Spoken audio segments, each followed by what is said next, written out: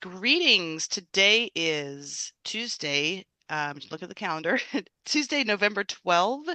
And my name is Mary Cohen. This is the International Music and Justice Inquiry Network, Imagine Caring Communities. And we are honored today to welcome Mandy Gardner and Laura Caufield, who are presenting on a forthcoming book titled Arts in Criminal Justice and Corrections, International Perspectives on Methods, Journeys, and Challenges. All right, let us turn it over to you both. Please introduce yourselves and let us know about this work. Great. Thank you, Mary.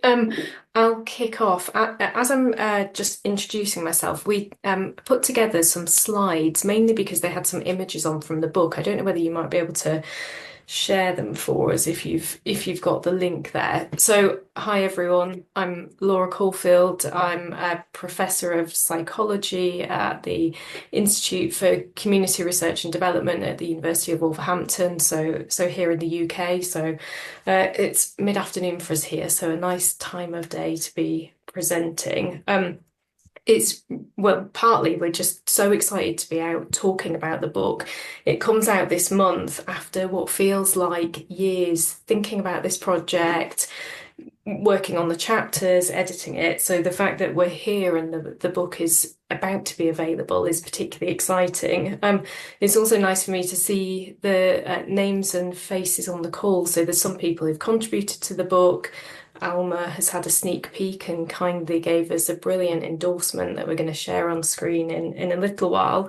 And there's some people on the call that I know and know quite well, and other people that I think I haven't met before. So it's great to be here talking to you all about this.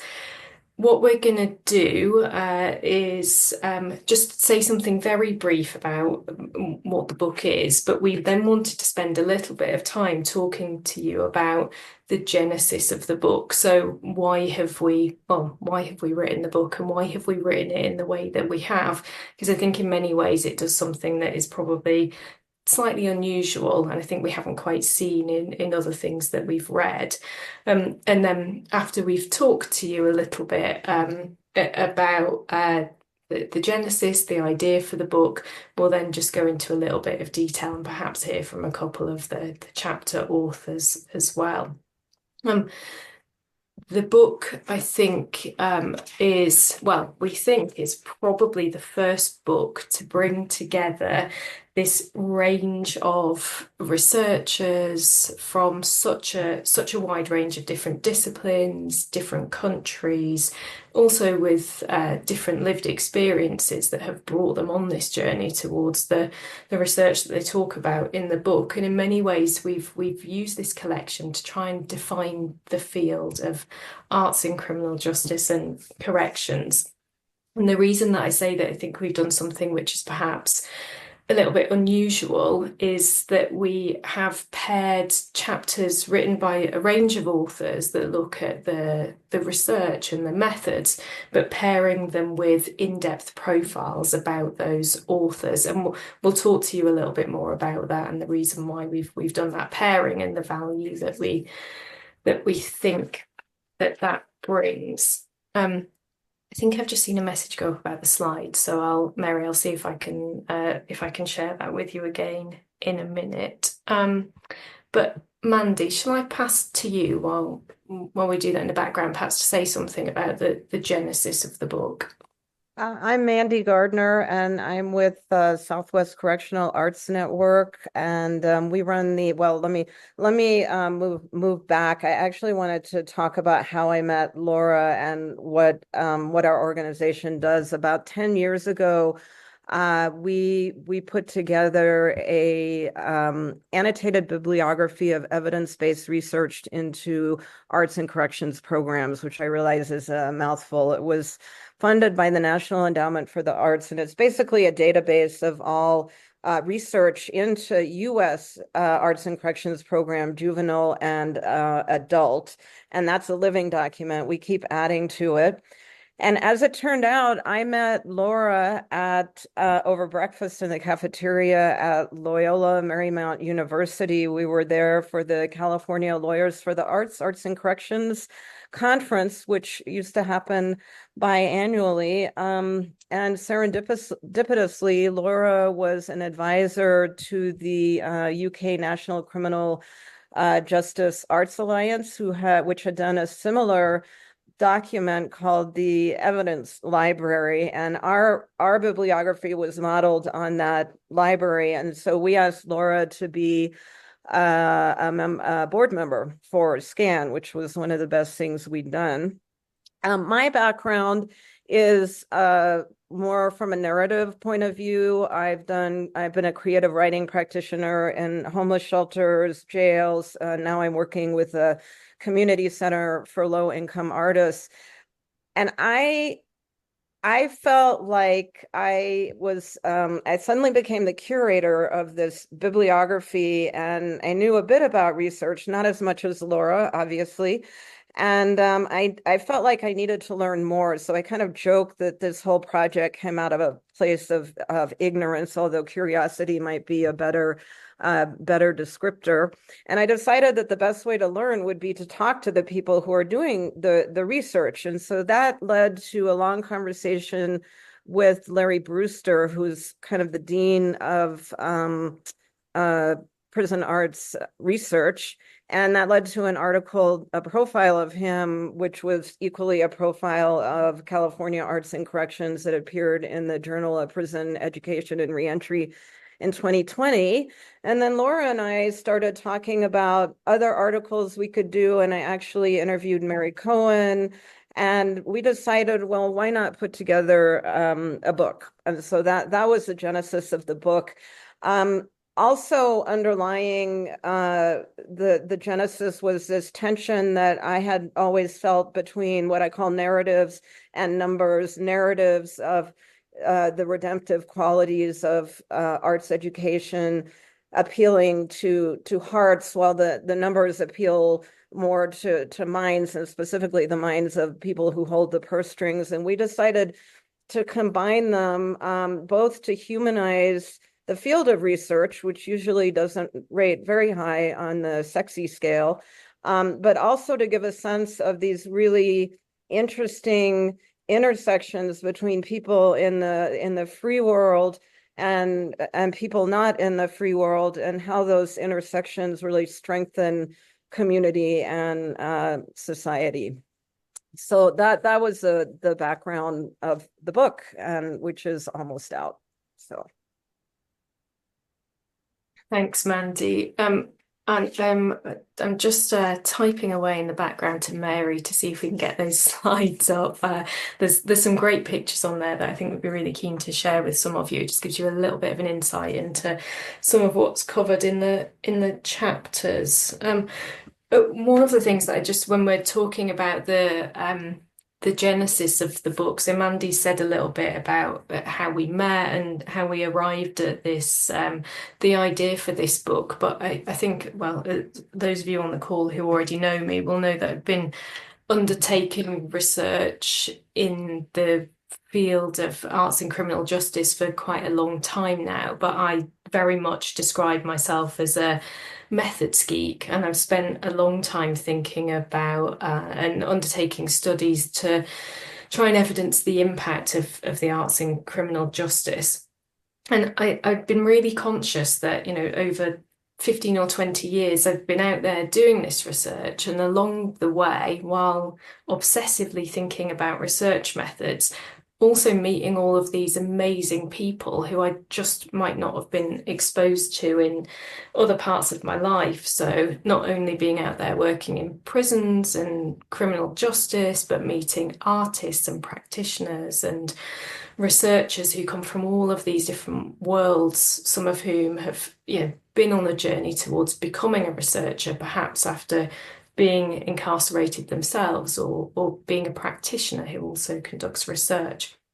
So I kind of thought, all these amazing people that I've met and all of this research that I've been doing, but I hadn't really ever thought about bringing the two together. And actually talking to Mandy, it really helped me see that, of course, it just makes perfect sense that the individuals undertaking the work, the people particularly who've been involved in this book, that their own journeys and life experiences are so relevant to the research and the work that they undertake. So to write something actually that shines a light on that, that helps explain that relationship, but also the impact that doing research in this area with this particular focus has on us as researchers as well, and the way that we think about things, that bringing all of this together felt like an important thing to do for lots of reasons, not least that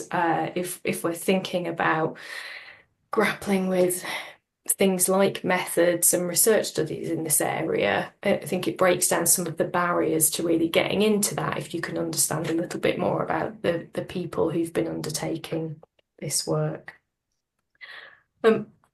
Mandy and I had a little chat just before this session, just to quickly decide what it was that we wanted to talk about. And I said that I would give a bit of an overview of the book. And so I went back and read the introductory chapter that we've written. And I thought actually what I might do is just read you a couple of key paragraphs from that chapter, because I think in honing the writing, we've articulated it quite nicely. So I'm just going to read you this couple of paragraphs that really tell you something in a bit more detail about what the book is about and what it seeks to do.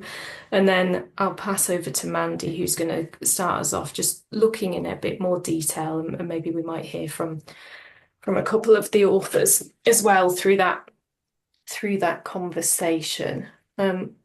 So one of the things that we do touch on in the book, particularly in the introductory chapter, is this sense that there is a really long and substantial history to the arts in criminal justice and corrections, and we've found references going back hundreds of years in some cases to this work happening in prisons and other justice settings. But really, to situate the book, we kind of dive in about 40 years ago. And over the last 40 years, arts programmes for people in contact with the criminal justice system have increased, not just in number, but in stature in countries all around the world. The programmes include a wide range of arts practice and approaches, from fine art to music, drama, design, art therapy. And there is now a body of international research that highlights the impact of the arts in criminal justice and corrections.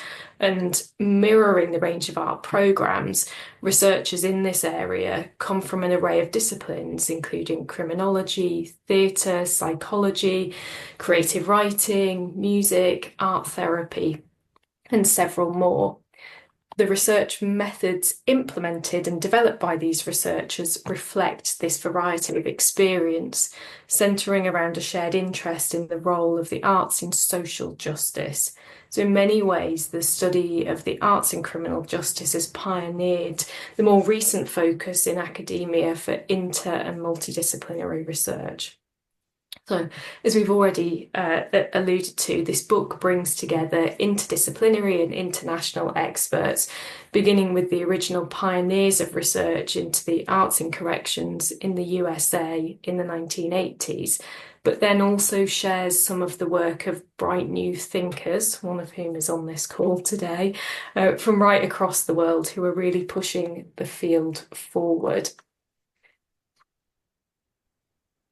The book explores the role of researchers in evidencing impact and influencing policy, then takes the reader on a series of journeys, including those who were themselves incarcerated and those who have transitioned from practitioner to researcher. The book concludes with chapters that call for researchers to foreground the voice of those working in and impacted by the criminal justice system, challenging the oppressive systems of prisons and punishment. And I'll just very briefly say that we ended the book, and we've ended the process of writing and editing the book with the hope that it will present a call to action for researchers to consider how their own work can be used to share the voice and experience of people impacted by the criminal justice system, but more how it can create change in society. And I know that being on this call today and talking to all of you. I think that probably resonates quite strongly.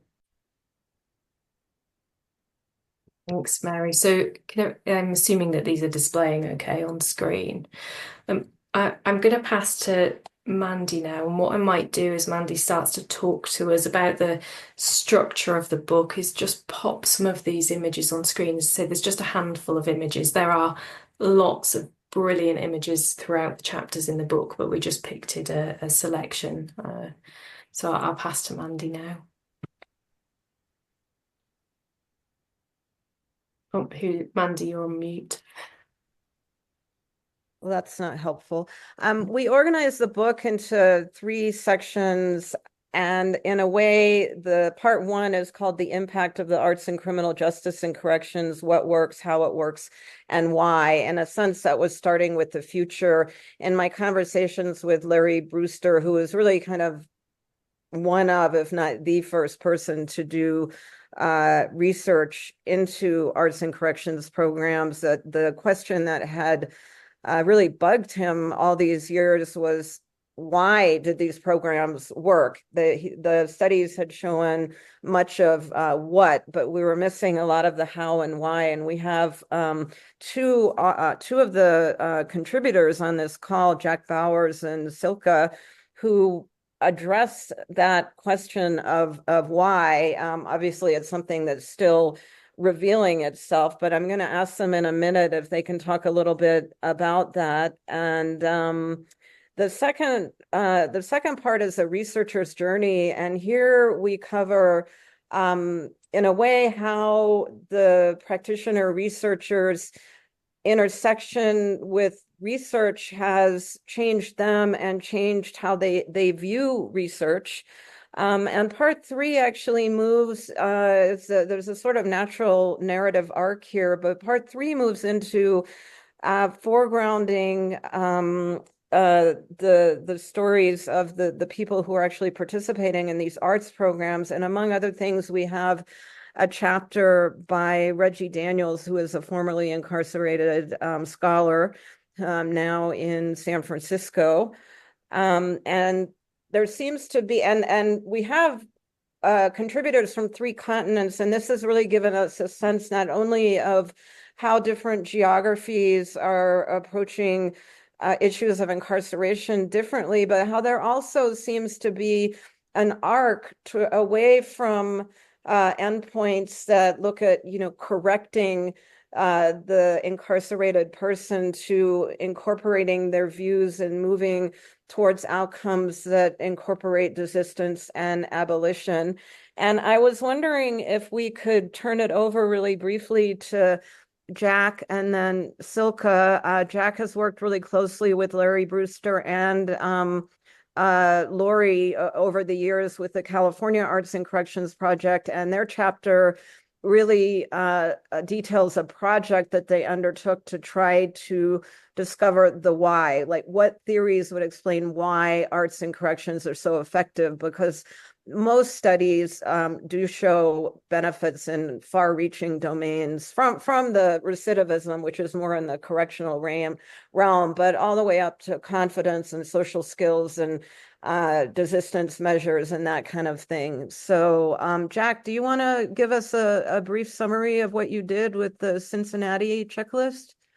Oh, yeah, sure. Thanks so much. So let's see.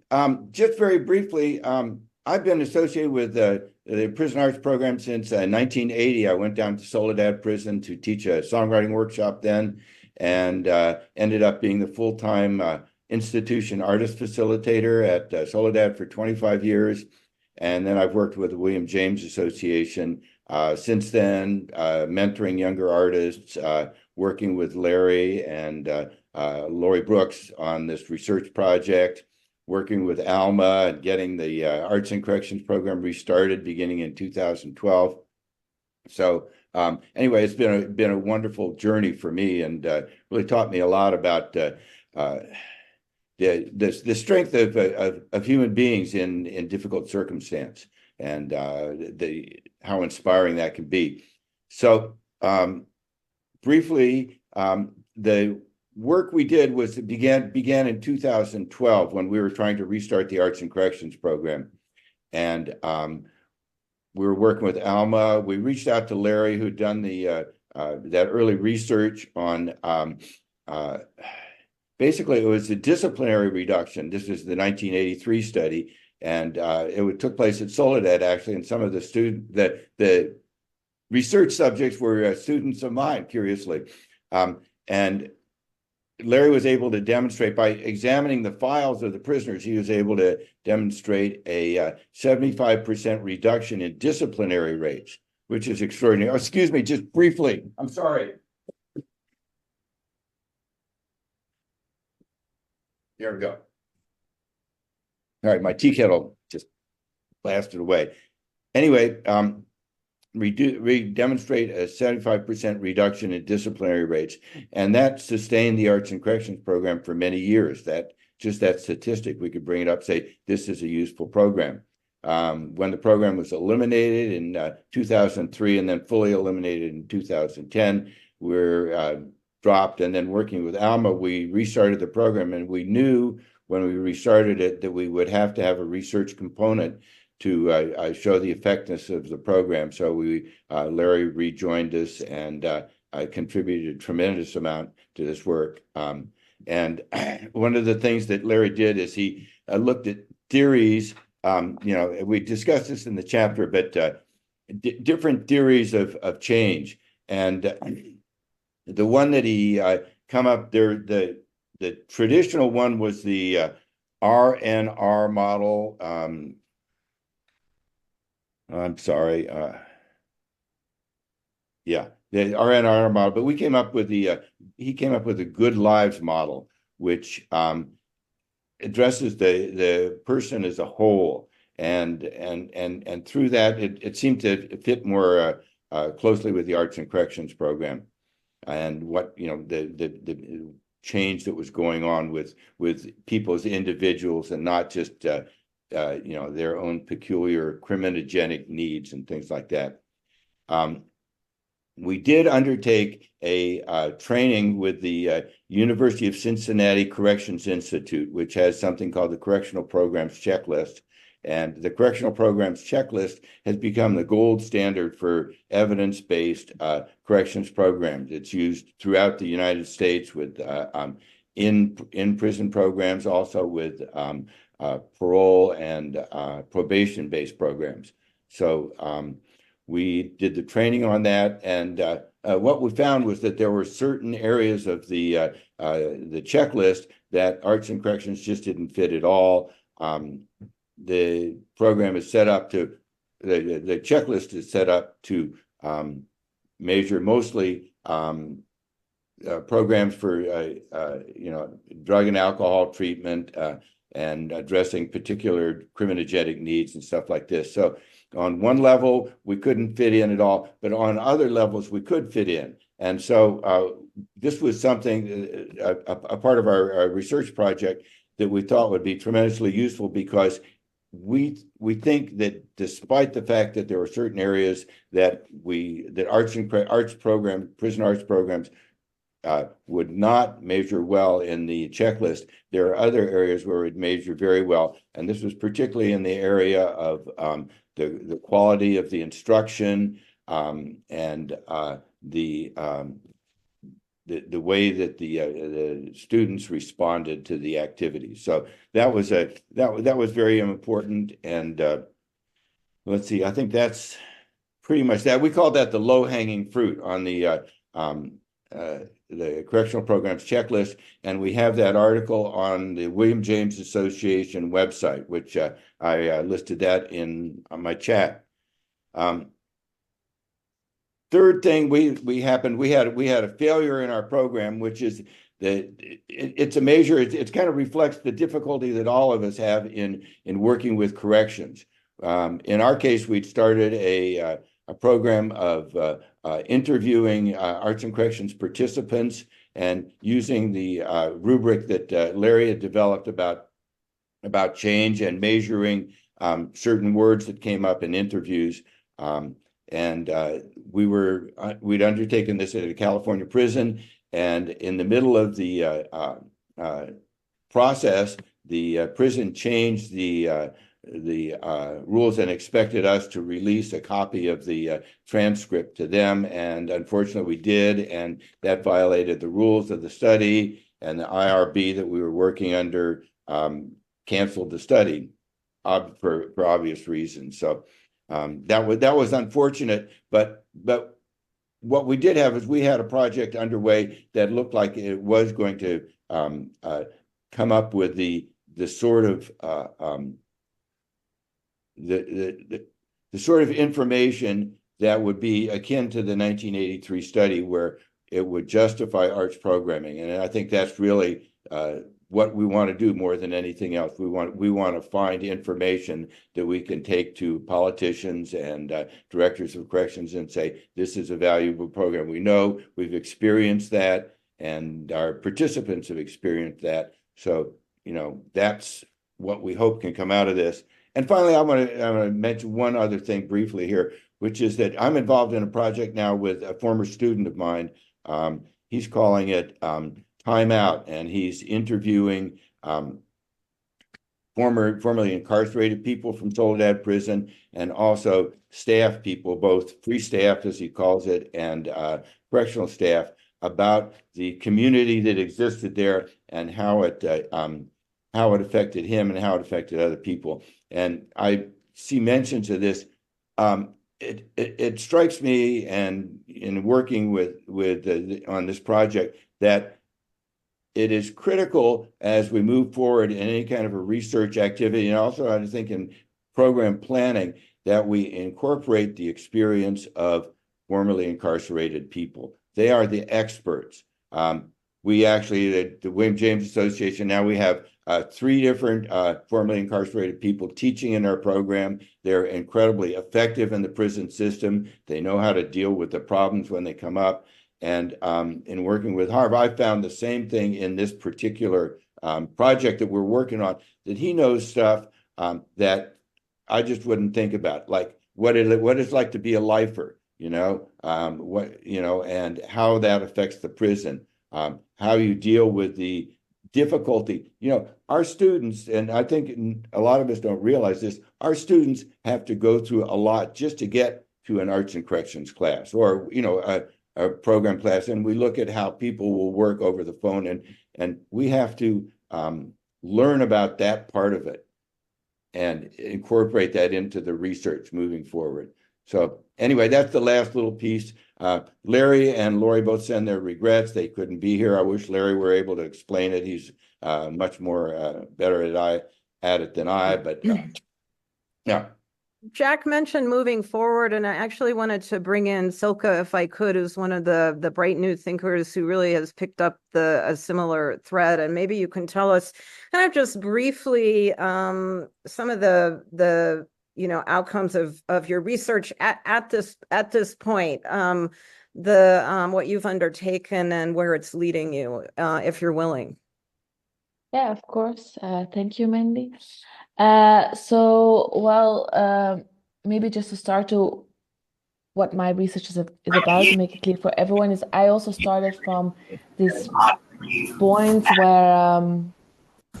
where everyone was talking about the positive impact of music and social impact of music, and I wanted to know, of course, as Jack, and how and why do music programs then have this positive outcome.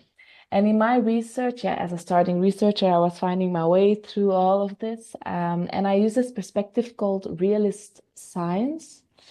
And that's also what my chapter is about. So how I implement this perspective. And it's a perspective actually that looks more at causal relationships and underlying processes. So it focuses on the outcomes, the positive influences, but it also looks at, okay, well, what are underlying mechanisms? And for instance, in my research and also in the book, I highlighted one example of a mechanism, which is, for instance, the approach of the music facilitator. It's a very important mechanism that make that people react in a certain way to the program that's being organized. They were often described as very humane people, but they also had take up like this managing role. And these aspects make that people respond to this in certain ways. And then another thing, it's also very important to look at the context. So it's not only the mechanism, but the mechanisms function in certain contextual factors or context, and especially in a prison, because I focus on prisons, it's a very specific context. So it's also very important to focus on these aspects. For instance, in the prison, is there the right infrastructure to make music, or are there security measures taken which make it harder for music activities to be organized and things like that? So those are aspects that I focus on in my research with this certain perspective of realist science to delve deeper into aspects which might be important for practitioners, but also for policymakers to know, okay, what are aspects that we need to focus on or that are important to look at when organizing music programs in prisons. Thank you, Silke. I just got a message from Mary. I don't know if everyone got it, but we're getting close to time. And Mary, I think you have another meeting. So if you don't mind, I'm going to usurp your the description of your chapter, which Mary's chapter is really pivotal in the book because she talks about how she has moved from a positionality of sort of traditional research approaches of us looking at them to us together. And so right now she's doing autoethnographies with incarcerated participants. She's had a few published, but that's why her chapter is really, really important. And that kind of provides the pivot point to talking about how participants in these programs are becoming researchers themselves, so that there's less of a dichotomy. And we actually, when I emailed Mary about who might be on this call, she surprised me by saying that there may be roughly half and half researchers and practitioners, and we were really interested in your questions. And Laura, are we okay? Except that there's something very important on the screen right now. Laura, do you want to talk briefly about that, and maybe we could get a couple of questions or comments? Yeah, you'll notice that I'm shamelessly sharing the brilliant endorsements that we've had. So Alma, who's on this call, we're very grateful to for providing an endorsement for this book. You will have seen that I put a quote on the slide before this one. Hopefully you had a chance to read it, from Lorraine Gelsthorpe at the Institute of Criminology. So you'll notice that we've had endorsements from really amazing and inspirational people from the UK, from the United States, and last but not least, from Neil Wallace over in New Zealand. So I'll just leave that up there in a minute. We've these quotes, I mean, we're just delighted with them, and the very kind words from people who've had a sneak preview of the book, and these endorsements appear on the website. So we wanted to make sure that we shared them with you. I'll leave this quote on screen for a second just before we move on to the questions that we've posed. We've actually got quite a few questions that we've posed for you that I think we're not going to have time to go through, but we'll pop them in the chat because there are some. I think they're questions that we want to use to prompt thinking and discussion off the back of this book. I think we're already talking about, we're delighted with the book, but also we can see where it could go next into a future iteration and where we might want to broaden the scope. So I think we hope that some of these questions are a real start point for what happens next and building this up. So I will put the questions on screen, but just in case anyone does have to leave, can I just first say we'll put a link to the book in the chat, but I wanted you to note that there is a 20% discount code from Routledge at the minute with this code on screen, Routledge ASC. But we'll share that in the chat as well. But Mandy, back to you and these questions. Oh, Mandy. I'm actually just putting my email in the the chat because we would absolutely love to hear from anybody. I mean, these questions really, I'm looking at the second set of questions. We're really interested in how people on the call view research, if they've thought about it, if they've conducted any. Rajul, I think you've done a study, which I would love to see, and how you think it might fit into any kind of programming, but also into the progression of the field. I'm putting my email in the chat, but if anybody wants to speak up now, that would be wonderful.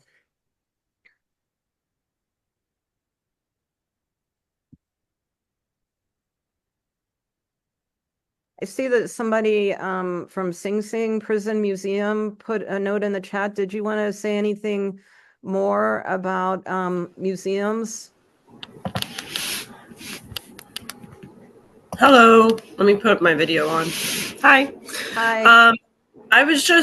I'm blown away. Like, I guess this is research I've been doing working with them as kind of just a consult, like a fellowship over the summer. But I'm really realizing how much tour guides at museums play a role into how we have these kind of general conversations with the public. I made a reflective exercise using, art stuff at the end of a walking tour, and it made such a difference in these conversations with people to not be just like commenting on the tour, but actually after a tour have some sort of art reflective exercise that kind of brought some more empathy into how directly impacted people might feel. And the presence of me being there would totally change the dynamic of the group. But I'm wondering, just like while we're talking about all of this, I mean, I haven't read the book, obviously, but just how if arts and corrections is obviously proven to make such a difference, how do we then take some of that programming and some of the directly impacted people and start using them in these, I don't know, I think it's like 42 different prison museums in the United States, some of which are more, like dark tourism than it is really any sort of help. So I don't know, I'm just wondering if anyone in the room has any idea of how we can move into these museums with some of our programming that's already established. I see a lot of museums who are looking for directly impacted people to help them. And it's kind of like an ethically dilemma to be working with the prison museum. I digress. I think it's taken it too far, but I'm wondering if anyone has any thoughts about how museums might intersect with some of this arts and criminal justice research.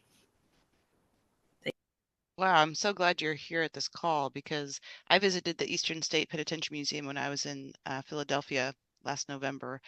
And then the gentleman from that museum joined a call of ours. And I think a big question is, what's the purpose of the museums? Do we have an opportunity to really think critically about prisons when it comes to how the narrative that people from prison museums are discussing ideas? Because the general public over and over again, I notice, don't understand the problems and just assume that prisons are doing their job. And an educational program needs to really speak to that. Elle. Yeah, I'll go really quick. I am formerly incarcerated and also involved in a performance arts program. And we did a performance at the oldest known prison in the United States. It's called Old Newgate Prison in East Granby. And it was fabulous. And we invited all kinds of artists. And inside that prison, they had a museum of all art. It was fabulous. So that was a way to kind of weed out, if you will, some of the people that are into that doom and gloom stuff and bring the people that want to know what they can do to bring about change as they listen to our stories, our songs that we wrote, our dances we performed. And that was a huge impact from just the people that came that wanted to see the beautiful art and that weren't just there to talk about doom and gloom, but were there to talk about what they could do to make a difference. Mary, can I say something from the research point of view on what's just being discussed? She's gone. She may be gone. I'm I here. I just said oh yes. Yes, I oh was nodding. I was nodding and my okay. thumb was up. To put this in a somewhat dry terms, that there is a concept called psychological proximity. I don't know if anybody's heard of this, but the very simply and kind of crudely, I guess, the idea is people on the outside may not be able to connect directly with an incarcerated person. That might feel too much, but they can connect with their artwork. And they're actually Mary has been very successful in connecting, inside outside. But there is a study from Wayne State University that actually looks at this methodologically and with regard to poetry written by incarcerated people, and I can get that information to anyone who needs it.